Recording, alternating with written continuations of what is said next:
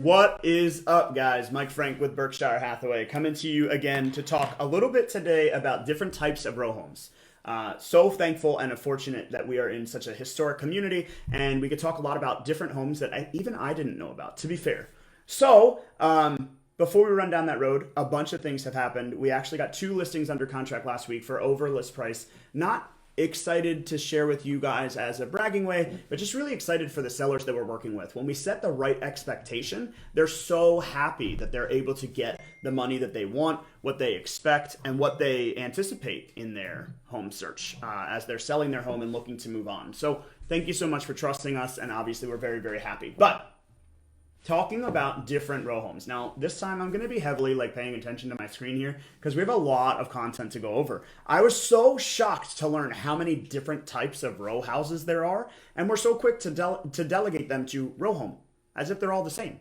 But truthfully, our city is so old, there's so much opportunity, and it starts with the original houses, which, if you know anything about Baltimore, go way, way, way back to Fells Point.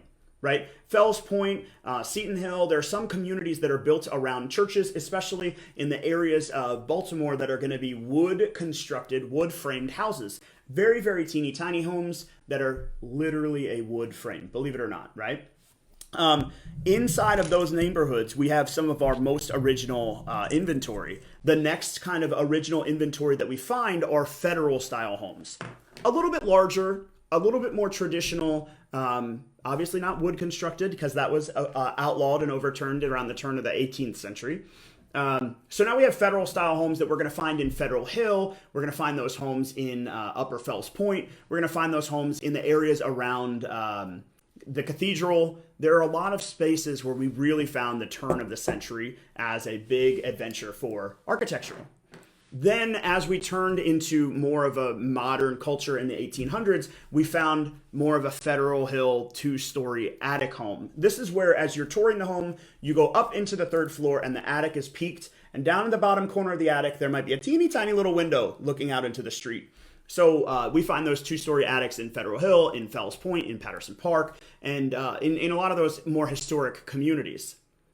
We also find in those communities these really awkward homes that look from the front to be very big and prolific, but they're actually half houses, which I was surprised to call a half house because it wasn't what I thought it would be called, but I guess it makes logical sense. The front is built up, the peak of the roof, and the house is just sort of sliced in half. A lot of these homes find in Fells Point, in Southwest Baltimore, in Mount Clair, where they have a half of a home, and oftentimes in the turn of the 19th century, even farther into the 19th century, people have put additions off the back of the home to create a larger kitchen space. Many of these homes have an entry living area, and they have a very tiny little kitchen space in the subfloor, right? So the basement. And then they would go up into the 2nd floor. So what people did was they would extend out into the backyard to create a kitchen space, right? That was very, very common. Also in these same communities, obviously squeezing houses into very prominent areas, Federal Hill, Fells Point, Ridgely Still Light, we have alley houses. So in the alley in between the streets, they would squeeze a teeny tiny little home in there because it was prominent. It was the opportunity for somebody to live in the community for a little bit more of an affordable price. So these alley houses are also very, very tightly built, and many of them do have additions off the back because that's where people have finished them, right? The next major improvement, now we're talking the late or mid to late 1800s, we have Greek Revival. And as you can imagine, Greek Revival comes very, very strong in Mount Vernon, in the areas of downtown that are very, very prominent. A lot of imported stones, a lot of larger buildings. This was a prominence feature. In some of our Greek Revival communities, we're going to find second staircases, as we'll call them in this case, but that's where we're getting into more of the prominence of the 1800s. The developers in this time did a scheme where they could buy land and they would donate a portion back to the city where they could build a plot of land into a park, thus enhancing the city value, and those communities would then become Franklin Square or Union Square, Johnston Square. Obviously, Mount Vernon Park and all of the development around Mount Vernon was all a part of that Greek Revival, the community development in the mid to late 1800s. The next community to be built was Bolton Hill Station North, where we're sort of transitioning a little bit from that Greek Revival into what we call picturesque homes. Picturesque homes are very modern in style from the late 1800s, right? Very big and bold and grand, but we're also finding a little bit more nuanced modernizations where we're again finding more wealthy buyers, more prominence, and it's just more, sort of that expanse that we have right there from the center of downtown into Mount Vernon, and then moving up into Station North. The next major style that you find is Renaissance Revival. I'll give you a hint. Comes around the Renaissance period, right? But this is what we find in West 29th Street. This is what we find in Station North. We find homes like this because they are not as big and bold and grand, but they were influential in the entire development of what we consider the bulk row home. These are the larger Baltimore row homes that lack the panache and style that maybe Picturesque or Greek Revival did. And then they have ultimately led to what we call Italianate houses, which is what you find really all over Baltimore City. I mean, the development from Baltimore City between, let's just say, 1880 and 1920 was a lot of these Italianate homes that are going to be built very, very for the common person. Whether they're a 2-story found in Canton or a 3-story that you might find in Broadway East or Station North, these are the common houses that we would consider a row home. Very standard, very form front, which eventually ended up they did get form stone renovations because it was the commonplace home. These are the ones that are going to have the marble stone fronts out of very local quarries here in Beaver Dam and others around Baltimore County. They were sourcing this material and bringing it to Baltimore City for the everyday home. Then you get into a little bit more of that boutique modern style that happened around the 1920s, and we call those swell fronts.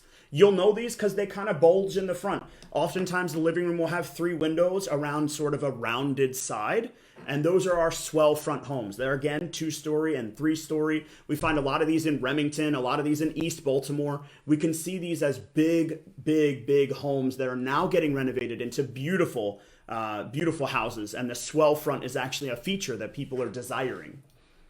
Farther into the north, as the city continued to grow, we found daylight row houses. And this was a new one for me. So I didn't know what a daylight row house was because I just thought it was a row home with a porch. But actually, they call them daylight row houses. We find these all over East Baltimore, Bel Air, Edison. In the Hampton area, we find a lot of these type of homes because they were a little bit more prominent than maybe your alley-style home that was getting squeezed into the neighborhoods that were farther south.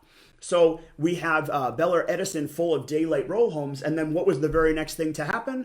Well, enclosing that porch into a sun porch. So then we became daylight sun porches, right? This we find a lot in Center City. We find this in Govans. We find this around 33rd Street. These daylight sun porches were a big prominence for more of the average everyday home and the person that was really looking for more of a nicer but an everyday price point. And we still find that today.